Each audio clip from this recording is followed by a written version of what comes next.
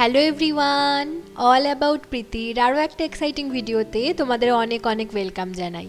আবারও আমি শীতের মরশুমে একটা পিঠেপুলির রেসিপি নিয়ে কিন্তু হাজির হয়ে গেছি।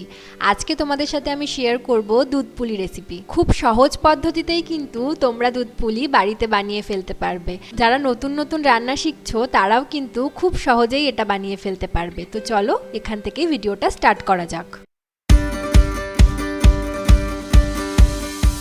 তো চলো প্রথমেই আমি তোমাদের সাথে ইনগ্রিডিয়েন্টগুলো শেয়ার করে ফেলি। আজকে আমি সুজি দিয়ে দুধপুলি করব। সাধারণত চালের গুঁড়ো দিয়েই কিন্তু দুধপুলি করা হয়, কিন্তু আমি সুজি দিয়ে করছি, তাতে দুধপুলিটা ভীষণ নরম হবে আর খেতে হবে দুর্দান্ত। তো চলো এখানে নিয়ে নিয়েছি এক বাটি মতো সুজি। এক বাটির থেকে একটু বেশি লাগবে, কিন্তু আমি তোমাদের এক বাটিটাই দেখালাম। তারপর নিয়ে নিয়েছি কিছুটা পরিমাণে ময়দা, 4টে মতো এলাচ আমি নিয়ে নিয়েছি, আর নিয়েছি সামান্য পরিমাণে নুন, আর নিয়েছি 2 প্যাকেট দুধ, আর নিয়েছি গুড়। তো তোমরা গুড়ের বদলে কিন্তু এখানে চিনিও ইউজ করতে পারো, কিন্তু শীতকালে যে কোনো জিনিস কিন্তু গুড় দিয়ে খেতেই বেশি ভালো লাগে। আর এই রেসিপিটা কিন্তু আমি আগেও তোমাদের সাথে শেয়ার করেছিলাম, আবারও একবার শেয়ার করে দিচ্ছি। যারা আগের ভিডিও দেখোনি, এটা দেখে বাড়িতে ঝটাপট বানিয়ে ফেলো। তো চলো এইবার বানানোটা স্টার্ট করা যাক। প্রথমেই আমি গ্যাসে একটা কড়াই বসিয়ে দিয়েছি, আর গ্যাসের ফ্লেমটা কিন্তু একদম লোতে রাখতে হবে। তারপর আমি চোখের আন্দাজ মতো একটু জল দিয়ে দিলাম। তোমরা যতটা পরিমাণে সুজি নেবে সেই পরিমাণে কিন্তু তোমরা জল দিও। যেহেতু আমরা জিনিসটাকে মাখবো, তো যেহেতু একটু শক্ত শক্ত হয়, যেরকম আমরা আটা বা ময়দা মাখি সেই রকম পরিমাণে তোমরা জল দিও। আমার যতটা পরিমাণে জল লাগবে আমি ততটা জল এখানে দিয়ে দিয়েছি। আর জলটা যখন একটু উষ্ণ গরম হয়ে যাবে, চোখের দেখাতে বুঝতে পারবে বা একটা আঙুল ডুবিয়ে দেখবে, যখন মানে সইতে পারবে, এরকম টাইমে তোমরা নুনটা দিয়ে দেবে। তারপরে আরেকটু গরম করে নেব আমি জলটা। তার মধ্যে আমি কিন্তু পুরো সুজিটা দিয়ে দেব। পুরো সুজিটা কিন্তু আমি দিয়ে দিয়েছি, যেই এক বাটি নিয়েছিলাম আরও আমি এক বাটি মতো সুজি এখানে দিয়েছি।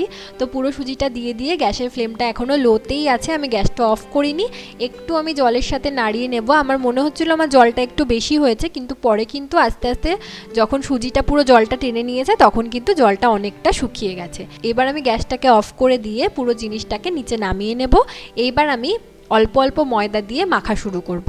একদম গরমটায় কিন্তু হাত দিয়ে দিও না, কারণ এটা প্রচুর পরিমাণে গরম। একটু যখন হাতে সইতে পারবে, আবার পুরো ঠান্ডা করেও মেখো না, তাহলে কিন্তু সুজিটা পুরো জমে যাবে। যখন হাতে সইতে পারবে মাখাটা, তখন তোমরা অল্প অল্প করে ময়দা দেবে আর অল্প অল্প করে সুন্দর করে মেখে ফেলবে। যেই রকম করে আমরা আটা বা ময়দা মাখি ওই রকম করেই মেখে ফেলবে। তো চলো আমি একটু একটু করে ময়দা দিয়ে পুরো জিনিসটাকে ভালো মতো মেখে নিই। এই যে দেখো কি সুন্দর করে আমি মেখে নিয়েছি, মনে হচ্ছে না যেন ময়দা মেখেছি।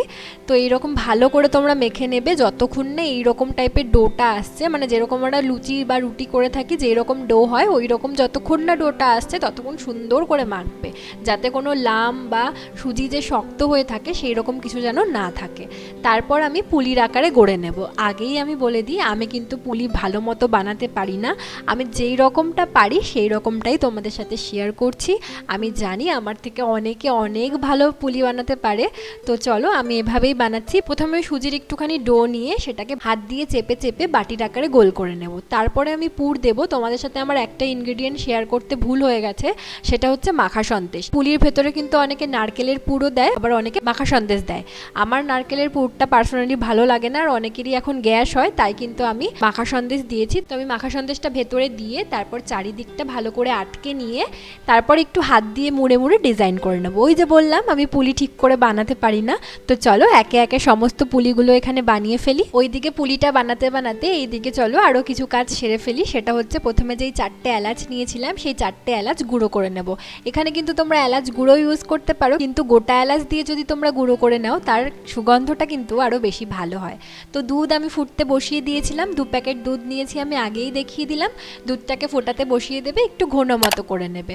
তো দুধটা যখন ভালো করে ফুটে গেছে তখন আমি দুধের মধ্যে কিন্তু এলাচ গুঁড়োটা দিয়ে দিয়েছি। ভালো করে নাড়িয়ে নেব। তারপর আমি দুধের মধ্যে দিয়ে দেব গুড়। যেই পরিমাণটা আমি তোমাদের গুড়ের দেখিয়েছিলাম ওই গুড়টাকে আমি একটু গ্রেটার দিয়ে গ্রেট করে নিয়েছি, কারণ শক্ত গুড়টা দিলে অনেকক্ষণ টাইম লাগবে ওটাকে মিশতে, তাই আমি গ্রেটার দিয়ে একটুখানি গ্রেট করে নিয়েছি। তো আমি পুরো গুড়টাকে দিয়ে দিয়েছি। আর দেখেছো গুড় দেওয়ার সাথে সাথে কি সুন্দর একটা কালার চলে এসছে। এই জন্যই জানো তো আমার গুড় দিয়ে শীতকালে সমস্ত কিছু খেতে ভালো লাগে। এক তো কালারটা এত সুন্দর আসে, আর চিনি দিয়ে তো সারা বছরই খাওয়া যায়। গুড়টাই শীতকালেই ভালো পাওয়া যায়, সারা বছর গুড়ও পাওয়া যায়, কিন্তু শীতকালের মতো জিনিস কিন্তু আর অন্য কোনো সময় পাওয়া যায় না। তো গুড় দেওয়ার পরে এদিকে আমার সমস্ত পিঠেগুলো রেডি হয়ে গেছে। আর পিঠে দেওয়ার সময় আমি ভিডিওটা অন করেছিলাম, কিন্তু পরে আমি দেখছি যে ভিডিওটা অন করা ছিল না। তো আমি কিন্তু পুলির সাথে সাথে কিছুটা চুষিও বানিয়ে নিয়েছি। যেহেতু আমার অনেকটা ডো বেঁচে গেছিলো আর আমার মাখা সন্দেশ শেষ হয়ে গেছিলো, তাই আমি একটু চুষি বানিয়ে নিয়েছি। আর পুলির সাথে সাথে যদি চুষিও বানানো যায় তাহলে কিন্তু দুধ পুলিটা একটু ঘন হয়, নয়তো যদি শুধু পুলি থাকে তাহলে কিন্তু অনেকটা পাতলা পাতলা দেখায়। তাই আমি কিছুটা চুষিও বানিয়ে নিয়েছি, তাতে জিনিসটা কিন্তু ভীষণ ঘন হবে। তো এই যে চুষি আর পুলিগুলোকে দেওয়ার পরে ভালো করে ফুটিয়ে নেব। মানে সেদ্ধ তো আগেই হয়ে গেছিলো, সুজি অনেকটা জল টেনে নিয়েছে, কিন্তু আরেকটু সেদ্ধ করে ভেতরে মিষ্টিগুলোকে যাতে ঢুকে যায় সেই রকম করে ভালো করে ফুটিয়ে নেব। আর দেখতে দেখেছো কি সুন্দর টেম্পটিং হয়েছে, আমার তো এখন দেখে এখনও জিভে জল চলে আসছে। তো ভালো করে আমি কিছুক্ষণ ফুটিয়ে নিয়ে তারপর নামিয়ে নেব। এখন অনেকটা পাতলা আছে, কিন্তু যেহেতু শীতকাল এমনিতেই জিনিসপত্র কিন্তু রান্না করার পরে অনেকটা টেনে যায়। তো যতটা পাতলা দেখছো কালকে কিন্তু অতটা পাতলা থাকবে না, আরও ঘন হয়ে যাবে। তো চলো এখন সমস্ত কিছু নামিয়ে নিই। আর দেখতে কিন্তু ভীষণ সুন্দর হয়েছিল। আর আমি ভয়েসটা যেহেতু খাওয়ার পরে দিচ্ছি তাই গ্যারান্টি সহকারে তোমাদেরকে বলছি খেতেও কিন্তু দুর্দান্ত হয়েছিল। আর পুলিগুলো এত নরম হয়েছিল, চালের গুঁড়ো দিয়ে কিন্তু এত নরম হয় না। তোমরা একবার সুজি দিয়ে এইরকম করে বানিয়ে দেখো, দুর্দান্ত হয় খেতে। তো আজকের ভিডিওটাও আমি এইখানে শেষ করছি। আশা করছি তোমাদের ভিডিওটা দেখতে খুব ভালো লেগেছে। ভালো লাগলে অবশ্যই কিন্তু একটা করে লাইক করো আর কমেন্ট করে লিখে জানিও ভিডিওটা তোমাদের কেমন লাগছে। আর নেক্সট কি রেসিপি বা কীরকম টাইপের ভিডিও তোমরা পছন্দ করো দেখতে, সেটাও আমাকে কমেন্ট করে লিখে জানিও। আমি তোমাদের পছন্দ মতো ভিডিও দেওয়ার চেষ্টা করব। আর যারা এখনও আমার চ্যানেলটিকে সাবস্ক্রাইব করোনি, প্লিজ আমার চ্যানেলটিকে সাবস্ক্রাইব করে আমার ফ্যামিলি মেম্বার হয়ে যেও।